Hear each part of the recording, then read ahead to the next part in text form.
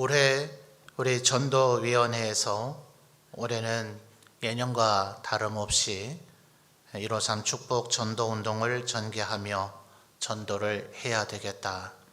당회에 보고하시고 또 우리 당회에서 장로님들께서 함께 이 일을 결정할 때에 그래도 저는 마음속에 기대가 속도가 빠르든 늦든 간에 날이 가면 갈수록 우리나라 국민들이 백신 접종의 숫자가 점점 늘어날 터이니 10월 24일 태신자 초청일이 다가오게 되면 그래도 코로나 상황이 많이 좋아지지 않을까 그런 예측을 했었습니다.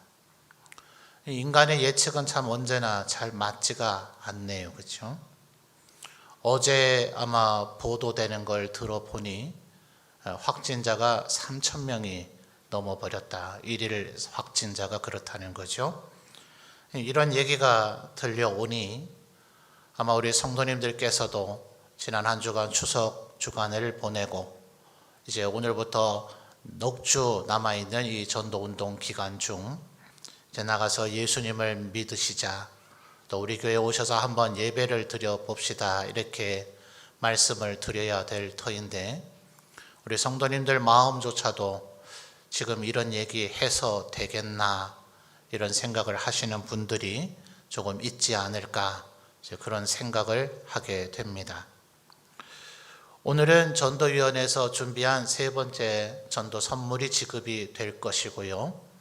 다음 주는 여러분들이 개인적으로 어떠한 형태로든 선물을 준비해서 태신자를 또다시 접촉을 해 주셔야 되겠고, 그리고 10월 둘째 주일인 10월 10일 날 이제 24일을 위해서 초대하는 초청장이 여러분에게 지급이 될 겁니다.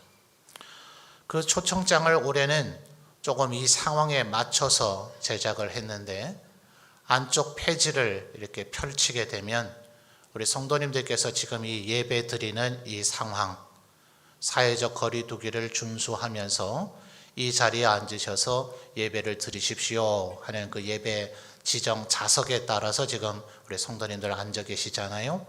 그리고 한 분도 빠짐없이 마스크를 쓰고 예배 드리는 이 사진을 이제 배경으로 초대장에 넣었습니다.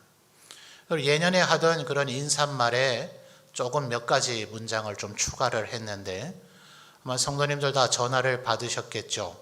우리 교육자들이 백신 접종 여부를 전수조사를 했습니다. 그래서 이미 인쇄소에 인쇄가 들어가 있는데 추석 이전에 그 조사를 끝냈을 때에 그 접종 인원이 우리 교회 성도님들 약 77%가 이미 2차 접종까지를 끝냈습니다. 나라 중대본에서 그런 얘기를 하곤 했죠. 전 국민의 3분의 2가 백신 접종을 완료하면 집단 면역이 형성될 것이다.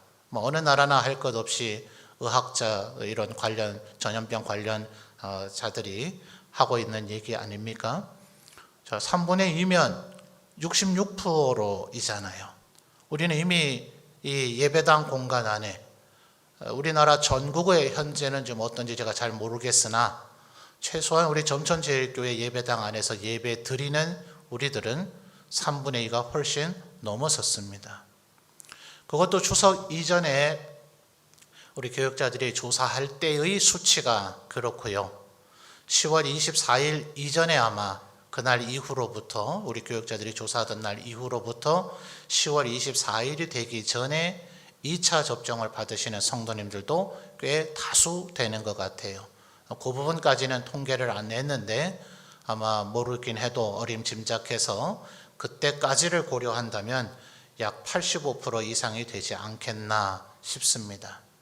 그러니 여러분 태신자들에게 지금 전 세계는 아직도 힘들고 우리나라 안에도 좀 엄중한 상황이라 하겠지만 우리 교회 예배당 안에는 그래서 그 초대장에 그런 문구들을 넣습니다. 우리 점천제일교회는 코로나 대량 확산 이후 언제나 선제적으로 대응을 해서 사회적 거리 두기를 비롯한 방역 수칙을 철저히 준수하며 예배를 드려온 결과 우리 교회 성도 중에는 단 한 명의 확진자도 나지 않았고 지금도 이렇게 안전하게 예배를 드리고 있으며 우리 성도들 대다수가 이렇게 코로나 접종을 백신 접종을 완료했으니 안심하고 오셔도 된다. 이제 그러면서 이제 초대의 문구들을 넣었습니다. 10월 10일이 되면 여러분들 손에 지급되어 드려서 여러분 눈으로 확인하시고 태신자들에게 전달해 드리면 될 터이니까 지금 분위기가 이렇다 하더라도 너무 위축되지 않는 우리 성도님들이 되셨으면 좋겠습니다. 저는 사실 이 정도로 상황이 다시 엄중해지지 않으면 제가 보건소장님하고 몇 번 이렇게 뵌 적이 있기 때문에 저는 개인적으로 우리 교회 성도들이 이렇듯 77%나 이미 접종을 완료했으니 우리 교회는 마스크를 벗고 예배 드려도 되는 거 아니냐, 중대본에 질의를 좀 해달라 이렇게 요청할 그런 마음까지 있었는데 아직은 이런 분위기는 좀 아닌 것 같다 싶습니다. 그러나 우리 성도들께서 사회적 분위기하고는 달리 우리 교회는 이렇게 잘 하여서 안전하게 예배드리고 있다고 여러분의 태신자들에게 담대하게 전하시는 여러분이 되셨으면 좋겠습니다. 사실 이 코로나 상황이 있지 않다 하더라도 지난 20세기를 거쳐 21세기가 되어 오면서 제발 이 예수 믿는 기독교인들 좀 전도, 선교 이런 거 좀 하지 말라는 분위기가 전 세계적으로 형성이 되어져 오고 있었죠. 그 대표적인 것 하나가 해마다 9월이 되면 이제 정기 국회가 열리지 않습니까? 그때에 새로 다시 법안이 발의가 됐대더라, 또 발의해서 상정할 예정이래더라. 아마 이런 문자들을 우리 성도님들 심심치 않게 받으셨을 겁니다. 그것에 반대한다는 청원에 동참해달라, 이런 문자들도 아마 받지 않으셨겠나 싶습니다. 바로 차별금지법에 대한 이야기지요. 사실 이 생각은 인류의 역사 가운데서 이제 서서히 생겨지게 되어져 왔습니다. 전쟁이라는 것이 왜 벌어지는가? 뭔가 남에게 좀 뺏고 싶은 게 있어서 그 전쟁이 시작되겠죠. 돈이든지 양식이든지 가축이든지 영토든지 아니면 사람이든지 이런 걸 뺏고 싶은 마음이 있기 때문에 전쟁이 시작이 되곤 하는데 전쟁에서 내가 꼭 이긴다는 보장이 없으니 자칫 전쟁을 일으켰다가 내가 죽거나 아니면 역으로 내가 가진 것이 오히려 뺏길 수도 있겠다 싶으면 절대로 전쟁을 일으키지 않죠. 분명히 이 전쟁은 이길 수 있고 전쟁을 통해서 막대한 유익과 이익을 얻을 수 있겠다 싶으면 이제 인류는 전쟁이 일어나곤 했었습니다. 그런데 이거와 전혀 상관없이 내가 유익을 얻든 못 얻든 막무가내식으로 전쟁을 해야 되겠다 하는 전쟁에는 언제나 종교가 배경이 되어져 있었어요. 그러다 보니 인류는 이러다간 계속해서 무기가 발전했지 않습니까? 사실 1차 세계대전이 일어나기 전에는 전사자들, 사상자들의 숫자가 전쟁에 참여한 인원에서 그렇게 많지는 않았죠. 우리는 전설 같은 고대의 많은 전투들의 얘기들, 징기스칸이네, 이런 사람들 얘기를 듣지만 실제로 전투 현장에서 그렇게 많은 사람이 죽은 건 아닙니다. 조금 역사 기록이 과장됐다 하는 학자들의 논평이 있죠. 그런데 1차 세계대전 이후에는 무기가 엄청나게 발달했죠. 기관총이라고 하는 것이 생겨나게 되어지면서 거기에 예전 방식대로 기병대로 칼을 들고 돌진하거나 또 단발식 소총을 들고 돌격 앞으로 했던 수많은 사람들이 기관총 앞에 속절없이 죽어갔습니다. 이러다가 인류가 공멸하겠다 싶으니 이제 전쟁을 하지 않고 어떻게든 평화롭게 공존할 것인가, 여기에 생각이 혈안이 되다 보니 종교를 서로에게 강요하지 말자, 이런 생각들이 지난 20세기에 생겨지게 된 겁니다. 안타깝게도 사실 이 생각의 출발은 우리 교회가 제공을 했다 해도 과언이 아니죠. 종교개혁이 일어나면서 신교와 구교는 유럽에서 30년간 전쟁을 치르며 이미 1, 2차 세계대전 이전에 서로를 많이 죽였습니다. 그러다 보니 이제 유럽에서는 낭트 칙령 등 베스팔렌 조약 등을 통해서 신교를 믿든 구교를 믿든 서로에 대해서 더 이상 관여하지 말자고 조약을 맺기는 했지만 여전히 유럽 사회에서 우리 개신교도들은 핍박당하기가 일쑤였습니다.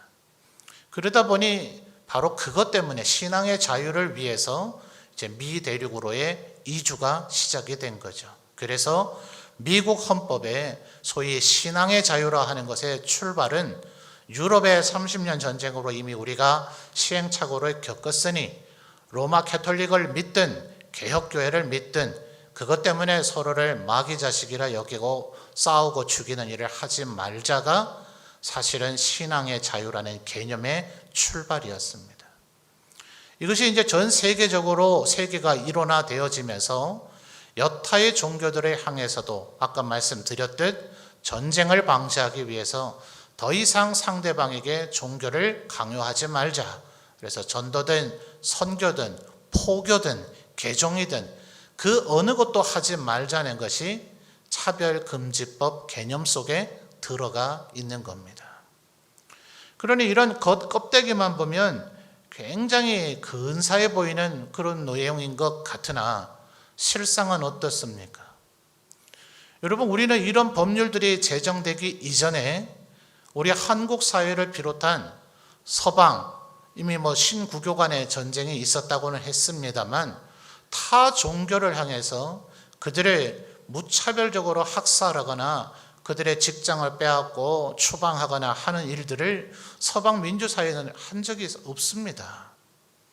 개인적으로야 이교도고 이방인으로 보여지니까 얼마나 낯설고 이상해 보이겠어요. 그러니 그들에 대한 멸시와 경계심이 있었지만 그건 개인적 범죄와 일탈 행위였을 뿐 그것이 국가 사회 전체가 조직적으로 탄압하고 억압하는 그런 일을 서방 기독교 국가들 민주사회에서는 하지를 않았습니다. 오히려 지금도 자기들과 다른 종교를 믿는다는 이유 때문에 죽임을 당하거나 억압을 당하거나 혹은 사회에서 막대한 불이익을 당해서 그 사회에 대해서 아예 살 수가 없게 하는 데가 어디입니까? 이슬람이죠, 이슬람. 지금도 우리 선교사님들 이슬람 지역에서 선교하는 것은 완전히 목숨을 걸고 해야 되는 일입니다. 어느 날 갑자기 이슬람 교도에 의해서 무참하게 살해를 당하지만 그 지역 공권력은 그걸 뻔히 보고 있으면서도 체포하지도 않고 처벌하지 않습니다. 오히려 지금 전 세계 아주 극소수 남아있는 공산주의권, 지금도 여전히 공산주의 이념을 포기하지 않았죠. 그들은 지금 예배당 건물을 헐고 이 선교사들을 추방하고 이 기독교 신앙에 대한 목숨의 위협을 가하고 있습니다. 불교도나 힌두교도 마찬가지 그들의 근본주의적 태도를 취하고 있는 광신자들 같은 그런 성향이 있는 지역에서는 유사한 행위들이 일어나고 있습니다. 사실상 차별금지법이 정말 인류의 평화에 기여를 하고 꼭 필요한 법률이라면 그 나라들이 제정을 해야죠.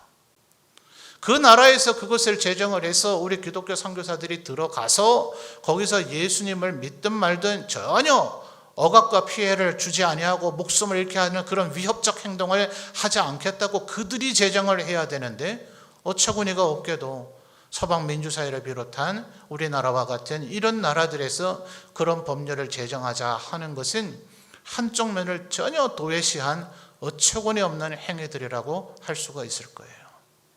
우리는 다른 종교를 갖고 있다 해서 그것을 안타깝게 여기긴 하지만 그들을 멸시하고 천시하거나 심지어 목숨을 뺏는 일을 하지는 않았지 않습니까?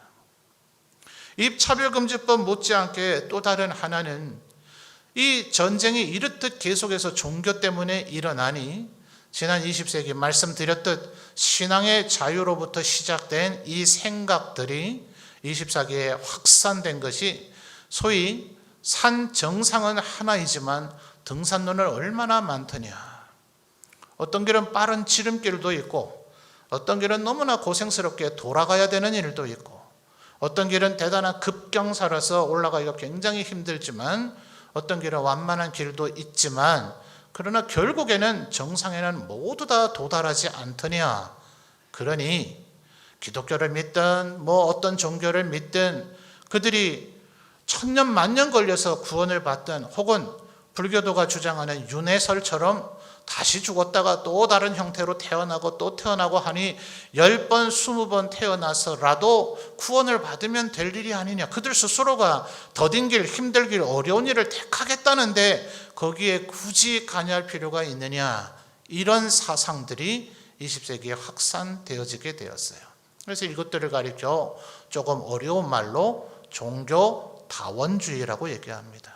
시대마다, 지역마다, 국가마다, 민족마다 결국 구원에 이르는 길은 다 있으니 서로 평화롭게 공존하기 위해서 자신의 신앙을 남에게 강요하지 말고 그들을 개종시키려고 하지 말고 그들이 믿는 신앙에도 결국에는 구원이 있을 터이니 그냥 두는 것이 우리 모두가 공존하는 데 좋은 길이다 라는 사상들이 지난 20세기부터 확산되어져 왔는지라.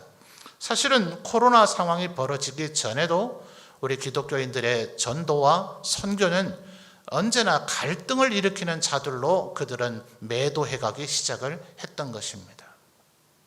그런데 오늘 여러분 우리가 읽었던 사도행전 4장 12절에 보십시오. 자, 상반절에 뭐라고 얘기하고 있습니까? 다른 이로서는 뭘 받을 수 없어요? 구원을 받을 수 없다. 이 구원이라고 하는 단어가 무엇을 말하는 것이냐가 사실은 중요합니다. 이 세상 사람들에게서 또 교회 안에서도 마찬가지죠. 구원이라고 하는 개념은 예컨대 돈이 없어서 아주 극심한 빚을 갖게 된 사람에겐 돈 문제 해결해 주면 그건 일종의 구원입니다. 성경 열왕기에도 엘리사 시절에 선지자의 아내가 선지자는 죽어버려서 빚이 많아서 아들들을 종으로 팔게 생겼으니 엘리사 선지자 앞에 와서 사정을 하잖아요. 그래서 하나님의 강권적인 은혜로 그릇을 빌려오면 그 그릇이 가득 찰 때까지 기름이 끝이지 않게 될 것이다 라는 하나님의 권능의 역사가 일어나서 모든 빚을 해결하고 살 길이 해결되죠. 돈이 어려운 사람에게 돈 문제 해결하면 그것이 일종의 구원이 됩니다. 구원 맞습니다. 건강의 문제로 아주 죽음의 위기를 겪고 있는 사람에게 그가 치료되어지고 치유함을 입을 수 있다면 그거 구원이 맞습니다. 인간관계에 모든 단절이 일어나서 정말 이 세상 가운데 오직 나 혼자 있는 것 같은 그런 외로움 속에 빠져들고 우울증에 빠져드는 사람에게 누군가 나타나서 뜨겁게 나를 사랑해주고 평생을 함께 위로하며 살자 하는 사람이 나타나서 결혼하고 배우자가 생긴다면 그 또한 그 사람에게는 일종의 구원이 맞습니다. 그런데 성경에서 말하는 구원이 겨우 그 정도 수준입니까? 돈이라 하는 것의 문제가 해결됐다 하더라도 그 돈은 영원토록 계속 우리 곁에 있지 않습니다. 또다시 궁핍하고 가난해지는 상황이 벌어질 수 있습니다. 하나의 질병을 치료하고 치유가 되어지면 이제 영원토록 질병에서는 무탈한 그런 인생을 살아갈 수 있습니까? 또다시 질병은 우리 가운데 찾아집니다. 연세가 많아지면 많아질수록 어떤 분이 1년에 한 번 이제 병원 출입하는데 이제는 6개월에 한 번 가고 있다. 이렇게 얘기하는 분의 얘기를 최근에 들어봤습니다만 아무리 병을 치료해 준들 또 다른 질병 아마 많은 성도님들 경험하시듯 우리가 훨씬 이전 아마 어르신들이 젊으셨을 또 혹은 어리셨을 시절에는 보도 듣도 못하던 질병에 대한 이야기들을 요즘 많이 듣고 계실 겁니다. 인류의 의학이 발달해서 치료해내는 속도보다 신종병들이 혹은 새로운 병을 세분화하여서 그 이전에는 뭉뚱그려 치료하던 새로운 병들에 대한 분석과 진단이 일어나니 우리는 계속해서 아무리 병에 의한 구원을 받는다 할지라도 질병에 언제나 시달릴 수밖에 없습니다. 우리 모두 다 사랑해서 평생 나를 사랑하며 위로해 줄 줄 알고 결혼했지만 그 사람이 늘 나의 구원자가 되던가요? 오히려 전혀 생판 모르는 사람보다 오히려 나를 가장 마음 아프게 하는 그런 존재가 될 때도 간혹 있지 않더냐 하는 거예요. 그러니 지금 이 사도행전 4장 12절에서 말하고 있는 구원이라 하는 것은 겨우 그 정도 수준의 얘기가 아닙니다. 전제가 근본적으로 틀린 거죠. 지난 20세기에 많은 사회학자들이 인류 평화 공존을 주장하면서 타 종교에 대해서 개종하지 말자, 종교 다원주의가 맞다, 정상은 하나라서 어느 등산으로 올라가든지 반드시 정상에 이르게 될 터이니 상관 안 해도 된다. 아니요. 제가 우리 성도님들에게 주로 부활절 중심으로 이 예화를 얘기했기 때문에 우리 교회 오래 출석하신 분들이 이제 아마 외우실 정도가 되셨으리라 생각이 됩니다. 제가 불교를 폄훼하려고 하는 게 아니에요. 그들이 만들어 놓은 그 8만 대장경 안에 들어있는 얘기입니다. 아들을 잃은 어머니가 석가모니 부처 앞에 울며 왔습니다. 내 아들을 제발 좀 살려주십시오. 석가모니가 뭐라 했다 했습니까? 태어나서 죽지 않은 사람이 있는 집을 찾아내라. 그 집을 찾아서 그 집에 있는 쌀을 얻어다가 물에 불려서 네 아들의 입에 넣어주면 네 아들이 살아날 것이다. 여러분이 어머니라면 어떡하겠어요? 미친 듯이 온 동네 사방팔방을 뒤지고 다니지만 그런 집이 있습니까? 없습니까? 없죠. 그런 집은 없어요. 해가 떨어질 때쯤 울면서 이 어머니가 석가모니 앞에 다시 와서 석가모니 부처님, 아무리 그런 집을 찾아다녀도 그런 사람이 있는 집은 없습니다. 석가모니가 말하기를 그것 봐라. 인간이 한번 태어나면 죽는 것은 정해진 것이지 내가 그것을 살려낼 방법이 없다. 라고 8만 대장경에 기록이 되어져 있어요. 인류의 위대한 선생이었던 공자가 제자들과 나눈 대화를 논어로, 맹자로 기록을 해놨죠. 사서 삼경의 기록을 보면 어느 날 한 제자가 공자에게 묻습니다. 선생님, 죽음 이후에는 어떤 일이 우리에게 일어납니까? 공자가 말하기를 이 사람아, 내가 이 세상 살아가는 이치도 온전히 다 깨닫지 못해서 이 세상에서 벌어지는 일도 다 알지 못하거늘 죽음 이후의 일을 어찌 알겠는가? 라고 공자께서 대답하셨다고 사서 삼경에 기록이 되어져 있습니다. 이게 인간의 한계죠. 석가모니든 공자든 예컨대 소위 그 종교 다원주의자들이 주장하는 것처럼 지난 20세기에 인류 평화 공존을 위해서 온 세상 사람들이 얘기했던 것처럼 모든 종교가 궁극에는 구원의 길에 도달할 것이니 다른 이의 신앙과 종교에 관여하지 말자는 말이 만약 맞다면, 진실로 그렇게 될 수 있다면 우리는 더 이상 전도하거나 선교하지 않아도 될 것입니다. 그런데 그 전제가 얼마나 어처구니가 없습니까? 석가모니는 우리를 죽음의 문제에서 해결해 주지 못합니다. 공자는 죽음의 일을 전혀 알지 못한다고 고백할 수밖에 없는 그런 미약한 인간에 지나지 않습니다. 아무리 인류의 위대한 스승이었다 할지라도 말입니다. 그러나 우리 구주 예수 그리스도께서 뭐라고 말씀하셨습니까? 나는 길이요 진리요 생명이니 나는 부활이요 영생이니 내가 다시 오시는 그날을 바로 염두에 두고 하신 말씀이죠. 나를 믿는 자는 그날 죽어도 다시 살아날 것이고 그때 살아있는 채로 나를 믿는 자는 영원히 살게 될 것이다. 여러분 믿습니까? 믿습니까?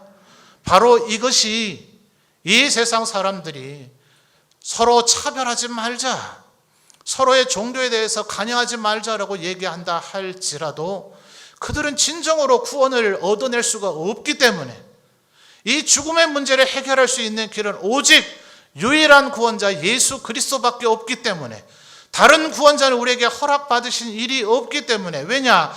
그 어떤 석가모니든 공자아니든 마호메단이든 그 어떤 인간일지라도 자신의 죄의 문제를 해결할 수가 없기 때문에 오직 유일하시고 독생하신 하나님의 아들이시자 하나님 근본 본체이신 예수 그리스도께서 인간의 몸을 입으사 일절 죄가 없으심에도 불구하고 첫 번째 아담 다윗의 예를 따라 아담의 본을 따라 두 번째 아담이자 마지막 아담으로 모든 인류의 죄를 짊어지고 대신 죽으시는 대속의 죽음으로 죄값을 지불하시고 치르셨기에 그 부활의 능력을 믿는 자에게는 부활과 영생, 구원이 주어지게 되는 줄 믿습니다. 오직 예수님밖에 유일한 구원자이시기 때문에 세상 사람들은 아무리 그렇게 떠들어댄다 할지라도 우리는 유일한 구원자이신 예수 그리스도의 이름을 전할 수밖에 없는 것입니다. 세상의 과학자들이 이렇게 얘기합니다. 우주는 거대한 폭발에 의해서 생겨졌다고요. 소위 빅뱅론이라고 얘기하죠. 그 전제의 가설이 이렇습니다. 인류가 이 우주 만물이 아무것도 없었으니 무의 상태는 진공의 상태이죠. 공기조차도 없었으니 말입니다. 그 진공 상태에서 어느 날 갑자기 대폭발이 일어나서 지금 우리가 보고 느끼고 살고 있는 온 우주 만물이 생겨졌다는 거예요. 소위 과학자들이라고 하는 인간들이 이런 어처구니 없는 주장을 하는 것이 도무지 이해가 되질 않아요. 그 근본 전제가 틀렸죠. 무의 상태, 진공의 상태면 폭발이 일어납니까? 폭발을 할 수 있는 에너지 자극원이 있어야 되고 그 폭발을 일으킬 수 있는 인화물질인 자극제가 있어야 폭발이라는 것이 생겨지는 거예요. 그런데 진공, 아무것도 없는 무의 상태에서 도대체 어떻게 폭발이 일어난단 말입니까? 그들은 이 질문에 대해 답을 하지 못합니다. 그냥 진공 상태에서 폭발이 일어났다라고 그렇게 주장하고 있을 따름이에요. 그 말이 만약 맞다면 이런 군부대에서 예컨대 수류탄 하나를 얻어다가 우리 예배당 넓은 마당에다가 던지면 외제 승용차든 우리 국산 승용차든 최고급 승용차 한 대가 갑자기 거기에 떡하니 나타나야 맞는 얘기입니다. 진공 상태에서 폭발을 해서 온 우주 만물이 생겼다는 그 얘기는 마치 수류탄을 던져 폭발을 일으키면 거기에서 갑자기 자동차가 생겼다고 주장하는 것보다 더 허무맹랑한 이야기입니다. 자동차가 그렇게 해서 생겨지겠어요? 현대 과학 기술 기계 문명의 총알하고 불려지고 거기에 컴퓨터와 AI 인공지능까지 들어가서 현 인류가 만들어낸 모든 문명의 집합체가 지금 자동차라고 얘기하는데 설계자가 없이 설계도가 없이 그것을 제작해내는 제작 기술자들이 없이 그 자동차가 수류탄 폭발 같은 폭발에 생겨나겠습니까? 인류는 이 어처구니 없는 거짓말에 스스로 집단 체면에 빠져 스스로 속는 어리석은 일을 답습하고 있습니다. 정상은 하나이니 어느 등산으로 올라가든 정상에 이르게 될 수 있다고요? 아니요. 석가모니는 우리를 구원해내지 못합니다. 공자는 우리를 구원해내지 못합니다. 알라도 마호멧도 우리를 구원해내지 못하고 힌두의 여러 신들도 또 인도와 일본에 있는 이름조차 알 수 없는 그 수많은 신들도 전부 다 헛된 죽음의 신, 죽어버린 살아있지 않은 사신이요 의롭고 정의롭고 공의롭지 않은 사악한 신, 사신이라 그런 사신들은 인류 그 어떤 단 한 명에게조차라도 구원을 제공해 주지 못합니다.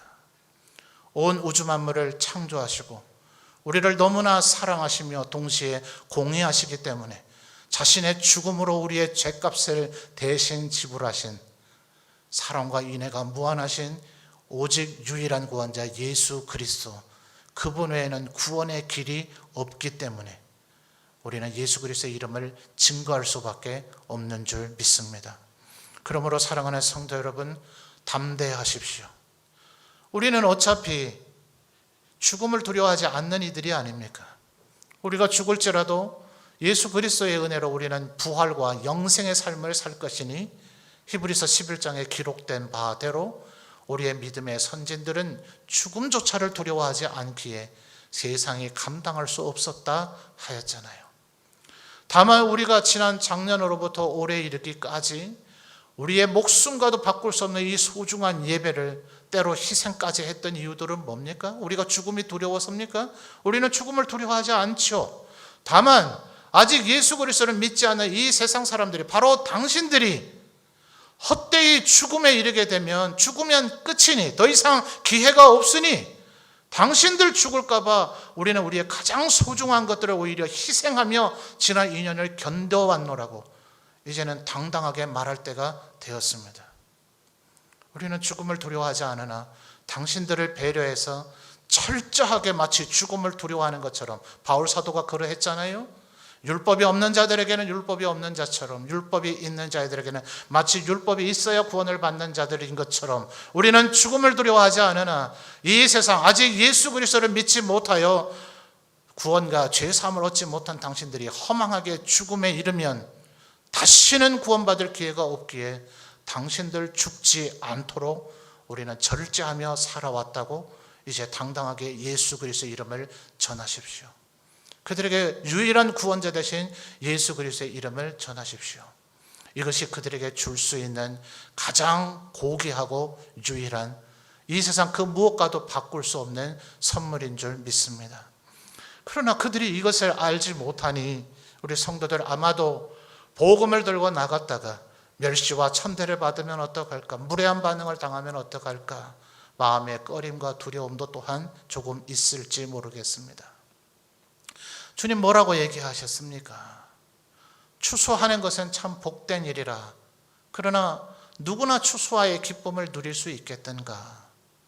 때로는 울며 씨를 뿌리는 자도 물을 주는 자도 상급은 동일하게 받을 것이다. 하나님께서 그들을 창세전에 예정하셔서 구원받을 자 삼아 놓으셨다면 우리의 미련하고 어리석고 아둔한 전도의 방법으로, 때로 그런 느낌 여러분 갖지 않습니까? 어떻게 나 같은 자의 이런 아둔한 말 몇 마디로 이분이 나를 따라 교회에 나왔을까? 그게 오히려 의아하고 신기하지 않아요? 우리의 힘과 능력, 재주로 하는 것 아니라 하나님의 은혜로 전도의 열매가 맺혀지게 되어지는 줄 믿습니다. 그러나 우리의 손에 열매가 쥐어지지 않는다 하더라도 물 주는 이나 씨를 심는 이나 추수하는 이나 상급이 똑같다 하셨으니 우리의 역할은 거기까지입니다. 그들이 10월 24일에 우리 교회에 나와 예배를 드리느냐 안 드리냐, 또 그들이 구원받는 자리에 이르느냐 아니느냐는 우리의 영역에 모든 것이 깃들여 있지는 아니하고 하나님의 선택과 섭리에 따라 이루어질 것입니다. 다만 우리가 순종하며 나아가면 우리의 손에 당장 열매는 맺혀지지 않을지라도 하나님 앞에 우리의 구원이 확증될 것이고 하나님을 향한 충성과 헌신으로 인하여 오히려 여러분들은 은혜와 축복을 받아 누리게 되어질 줄 믿습니다. 그러므로 전도하는 것은 그 다른 누구를 위함이 아니라 바로 나 자신을 위한 것입니다. 내가 복음 들고 나아가면 나의 믿음이 확고해지고 견고해지고 내가 주님 앞에 주 예수 그리스도의 이름을 가지고 충성하고 헌신하면 주님이 나를 도우시고 은혜와 축복을 베풀어 주실 것이니 이 세상 살아가는 동안에도 가장 주님을 기쁘시게 하고 축복받을 길은 유일한 구원자 예수 그리스도의 이름을 증거하는 전도인 줄 믿습니다. 그러므로 성도 여러분, 여러 가지 어렵고 힘든 상황이 있으나 유일한 구원자이신 예수 그리스도의 이름을 할 수 있는 최선을 다해 이 넉 주간, 4주간 동안 전해보시는 우리 성도님들이 되시기를 주님의 이름으로 축원합니다.